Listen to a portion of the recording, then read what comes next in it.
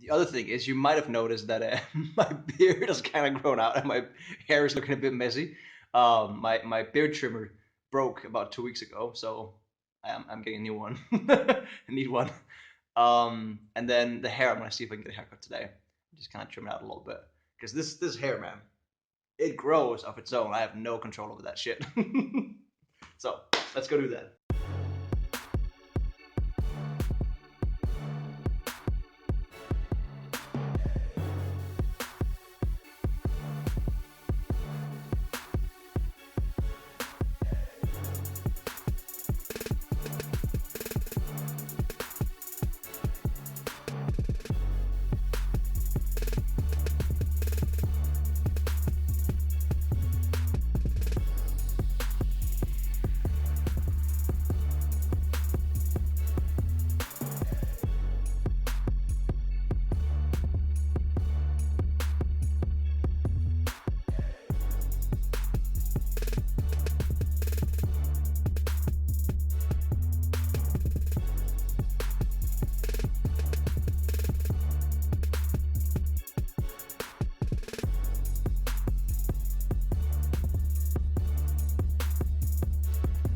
I'm getting so into the spirit of becoming a vlogger that I've got something special, right? It's very popular on YouTube, so it's gonna be amazing, I'm sure. We're gonna unbox something. Whoa! Yes, we got a new phone for traveling and for camera shooting and all this stuff. It's the OnePlus 5. Pretty cool phone. I had the OnePlus 1, and I currently have the OnePlus X. It's basically like an iPhone 8, but it costs about a fourth. It's such a good phone. And we're gonna unbox it together. Whoa! Smooth little packaging. It has a 5 on it because it's the OnePlus 5. Amazing. OnePlus. Do-do-do-do-do.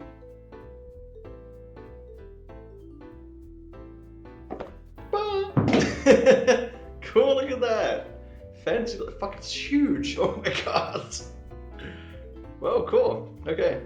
And I even got like, I ordered it like actually like a month or two ago. It's just been like around waiting for me to come home.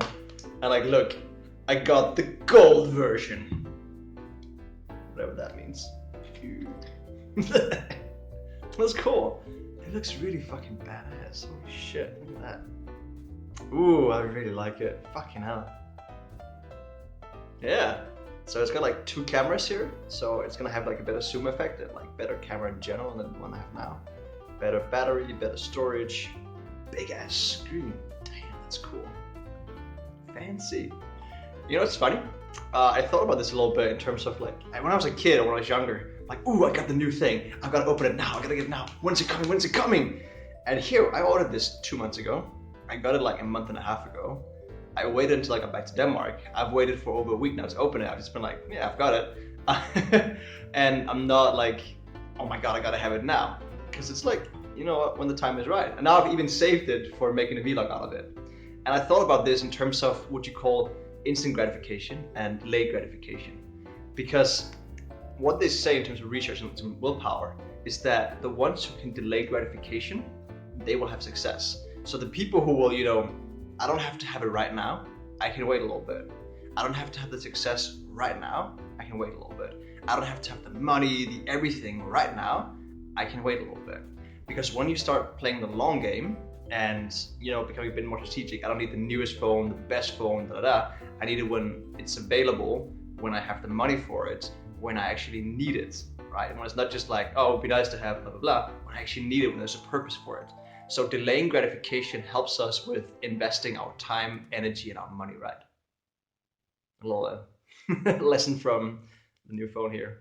I'm gonna play around with this pretty soon. Okay, for some reason I couldn't find an appointment for getting my hair cut, but I did book a time for Wednesday, so this mane is gonna get cut pretty soon. Instead, then I went down to the basement to try and get my laundry done, and I haven't been there before, and I've got, like, let me just show you. Like, I got these keys, and I don't know which ones are the right keys, but like, it's the craziest thing. I've got this. There's like so many keys, and the basement is huge. So I went down there, and I've got this thing as well that I don't know what to do with. I think it's supposed to go somewhere and like book times, But I go down there and I can't find my way around. I find finally a place where I think the laundry machines are, and I can't get the door open. I try all the keys and none of them are working. And then this sweet little Nepalese lady comes around and she's doing washing, and she shows up with this magic little yellow card key thing that just beeps open. I'm like, I don't have that thing. How the fuck am I gonna do washing then? She's like, oh, you know what? It's okay. You can borrow mine. I've just met her, and she borrowed me her magic little yellow key thing. She doesn't know who I am. She fucking doesn't. That's so nice. I mean, I've got her number and I know where she lives and all this, so I'll bring it back to her tomorrow. But I don't know if Danish people would do that, to be honest. Someone you've just met, you let them borrow this thing, like for the laundry. It's not a big thing, but it's like, that's really fucking cool. So I love that. That just made me really happy. I want to share that. Like, so namaste to that awesome Nepalese lady. Just as I was heading out the door to go and work on some stuff, I got a message in from the team for the event in November, and it was something I was thinking about last night, and reflecting in terms of what we're doing and how we're planning and how we're progressing. I've got this ability in terms of business to really kickstart things and do them in a fast freaking time, and that's good sometimes, and other times it leaves us in a situation of we've got 2 months to get 150 people in for this event, which is not impossible, but it requires quite a lot of effort, and it might mean that the event, in terms of marketing, gets a little bit rushed out. And so I was thinking about this, and I thought, okay, in terms of leadership, and this is what I do well, I need to connect with the team here and to figure out, like, how do they feel about this? How do they feel about selling it in this amount of time? And they agree that, yeah, we can do this, it's possible, but again, it's going to be a little bit pressured and rushed. And why are we doing that? What's the point of that?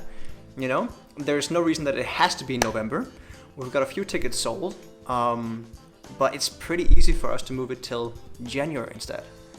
And with that, it gives us more time to do the PR, to run different campaigns, different ads, different collaborations, everything in terms of doing that. And I thought, for me, it always sucks to kind of change the plan and not do exactly what I set out to do. But that's the thing about planning. And that's the thing about good leadership as well, I think, is that you've got to be able to look at along the path, climb that tree, look around, see if we're going in the right direction, figure out, are we on the right path? Because it might be that we're rushing into something. We don't have to. We talked about, it's funny because I just talked about in the same video log, I talked about short-term gratification and long-term gratification. Short-term is we do it as fast as possible, but long-term is we wait a little bit, we play the strategic game, we do this the right way, the right way, we do this the right way, and we make sure that it gets launched fully. So yeah, I made an executive decision here, saying, you know what, we're gonna move it to January, better for us, better for the sales, better for the marketing. And we've got the added element then of saying, this is going to be an event that's going to kickstart your business in the beginning of the year, not at the end of the year. So there's some cool things there. But I thought this was definitely an insight to share, and something that I know is going to be valuable to entrepreneurs who are sitting there with their plans and sitting there with their ideas and pushing to stop, climb the tree, look around at the business, check if you're on the right path or not. And sometimes it requires challenging what we thought we're doing and challenging ourselves a little bit.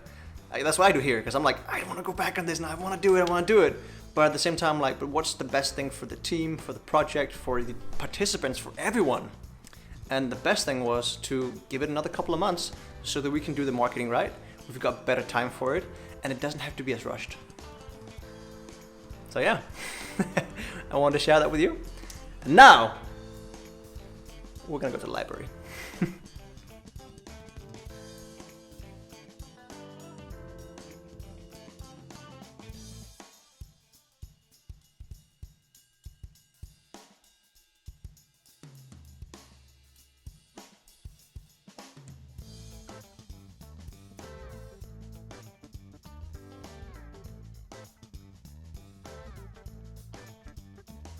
Check it out. Got my cool new passport. And I will say this, I might not, oh, hold on. Maybe not the happiest I've ever looked on a photo, but I look damn determined. this is what I'm working on. Just planning for my online course, and I'm also planning for the digital nomad travels. I'm planning for the business events experience, like this the whole thing that's gonna be happening here. That's what I'm working on today. I think as entrepreneurs and as someone doing business in general, I think this is one of the most important things you can ever learn. One of the most important skills is to be able to sit down with a piece of paper and plan and write out and make a strategy for what needs to happen next, and then follow that plan afterwards. It's really like it's gold. When my company last year just went collapsed, and I was in a deficit of almost 250,000 Danish kroner. I was so messed up in that situation. And what I did was, I sat down with a piece of paper. I created an overview of all the places that I was lacking money, where things were not going well. And I said, okay, how can I fix this? What can I do? How can I make a new plan? How can I make a new strategy to make this money back? And I mean, it took me half a year of working fucking hard, but I covered those steps, right? I'm out of that situation of being that much in a deficit. And that's really like our best skill as entrepreneurs. Piece of paper, pen, or a computer like I do, write down what's going on, what's your plan, what's the strategy. Use all those tools you've learned, all the skills that you have, bring them in there, set up a plan, and then follow that and execute on it. That's how I do what I do. And if you follow me and if you see what I'm doing, you will see that I'm producing so much and I'm doing so many things. It's not that I'm pushing myself necessarily way too hard. I'm just being really effective with the time that I have. On that note, I'm going to end today's video log. I hope you gained a lot of value out of this and learned something as well. And I would love it if you would comment underneath this video, what was the key takeaway you got from this video. Otherwise, good luck being heroes, and I'll see you in the next one.